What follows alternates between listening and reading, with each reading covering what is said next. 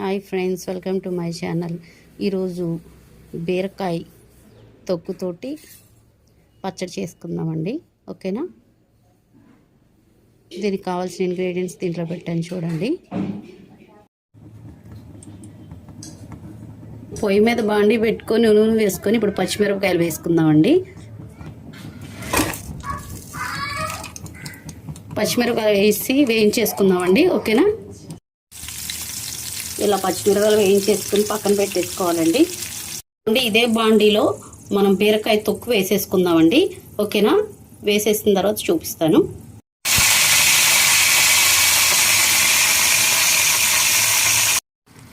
ఇలా బీరకాయ తొక్కు కూడా బాండీలో వేసుకొని వేయించేసుకోవాలండి.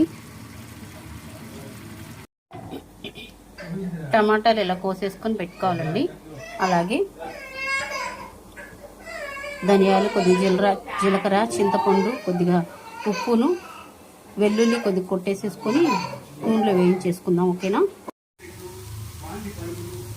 ఇలా బీరకాయ తొక్కు వేయించేసుకొని పక్కన పెట్టుకోవాలండి.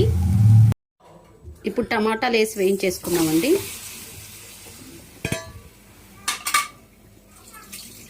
ఇప్పుడు చింతపండు వేసుకుందామండి.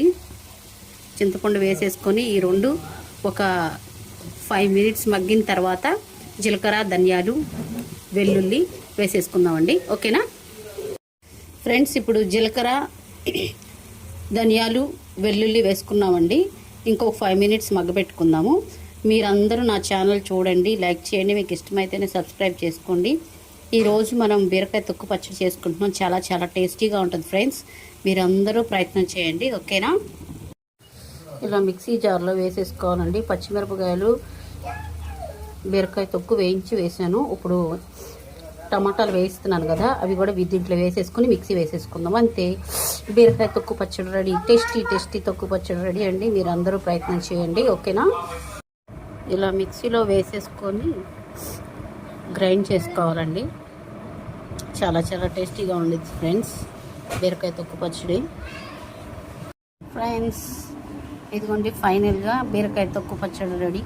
మీరందరూ మీ ఇంట్లో ప్రయత్నం చేసి టేస్ట్ చూసి నాకు కామెంట్స్ రూపంలో చెప్పండి. నా ఛానల్ లైక్ చేయండి, షేర్ చేయండి, సబ్స్క్రైబ్ చేయండి. Thank you.